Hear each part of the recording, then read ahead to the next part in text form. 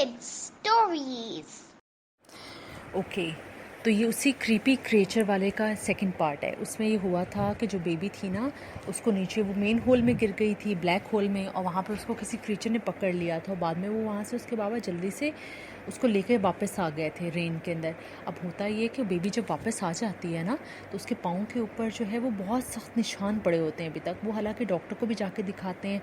Doctor कहते हैं किसी एनिमल के निशान हैं क्या?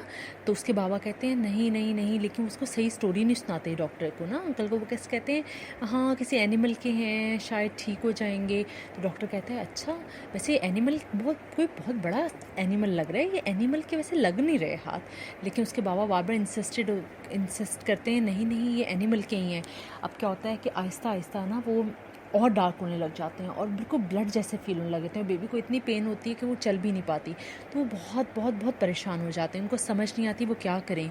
फिर वो इन्हें ख्वाब में एक बुज़ुर्ग आते हैं। वो बुज़ुर्ग कहते हैं कि तुम्हारी बेटी तब तक ठीक नहीं होगी जब तक तुम उस जगह पे वापस ना जाओ और उस जगह को प्रॉपर बंद करके ना आओ, उसके होल को। वो कहते हैं ऐसा कैसे हो सकता है, हम अपने बच्चे को वहाँ नहीं ले जा सकते। वो बहुत बहुत परेशान हो जाती है उस वाक़े को याद करके। हम अगर वहाँ लेके गए और दोबारा उस होल के अंदर गए तो वो बहुत परेशान हो जाएगी। कहते हैं लेकिन इसके अलावा कोई चारा नहीं है, अगर तुम ऐसा नहीं करोगे तो बेबी और ख़राब होती जाएगी उसकी तबीयत। अब उनके पास कोई हल ही नहीं होता। वो सुबह उठते हैं, बहुत परेशान होते हैं उसके बाबा। वो उसकी मामा से डिस्कस करते हैं। उसकी मामा कहती हैं अगर यही हल है तो फिर हमें जाना ही होगा, वरना हमारी बेटी तो ऐसा ऐसा चलना फिरना बंद कर देगी और पेन से क्राई करती रहेगी, पूरी रात नहीं सोती, वो क्राई करती रहती है। खैर वो उसको वहाँ पर गाड़ी में डालते हैं सबको, बेबी को नहीं बताते, ना ही बॉय को बताते हैं कि हम कहाँ जा रहे हैं। बस उनको कहते हैं पिकनिक पे जा रहे हैं। चलते जब उस जगह पे पहुंचते हैं तो बॉय को देखते कहते हैं बाबा हम कहाँ आ रहे हैं, बाबा ये जगह सही नहीं है, बाबा वापस मोड़ें। उसको पता चल जाता है, लेकिन बेबी गर्ल को अभी तक पता नहीं चलता। वो ऐसे दर्द से ऐसे लेटी हुई होती है, उसको कॉन्टीन्यूसली दर्द हुई हो रही होती है और उसका ज़ख्म और रेड होता जाता है। तो उसके बाबा कहते हैं बेटा उतरो ज़रा मेरे साथ आओ।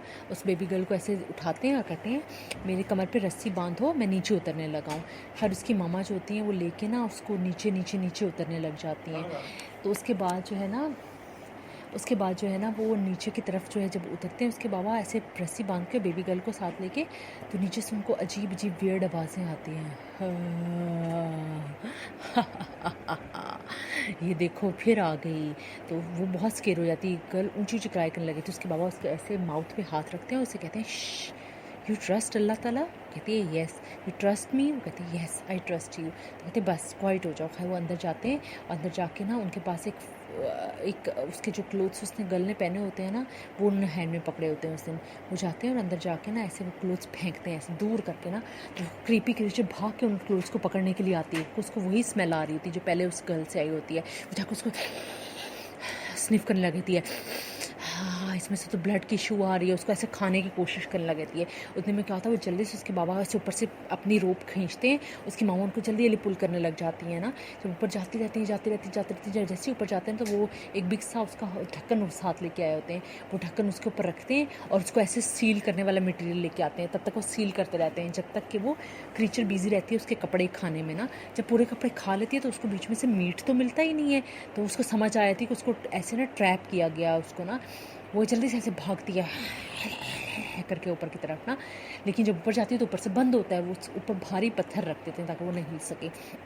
उसके बाद क्या होता है वो देखते हैं गर्ल के पाँव की तरह, तो गर्ल का पाँव बिल्कुल ठीक होने लग जाता है आहिस्ता आहिस्ता ना।